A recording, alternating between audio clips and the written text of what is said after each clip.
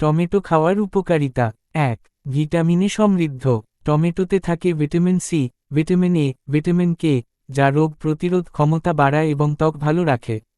২.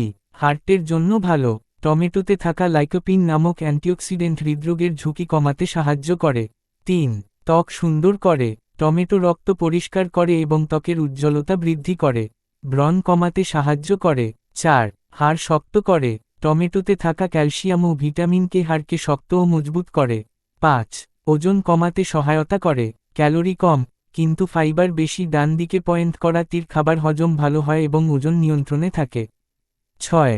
চোখের জন্য উপকারী। ভিটামিন এ চোখের দৃষ্টি ভালো রাখতে সাহায্য করে। ৭.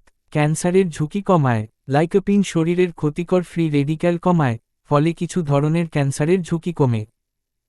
টমেটো খাওয়ার সঠিক উপায়। সালাদ হিসেবে, ঝোল বা তরকারিতে, রস জুস করে।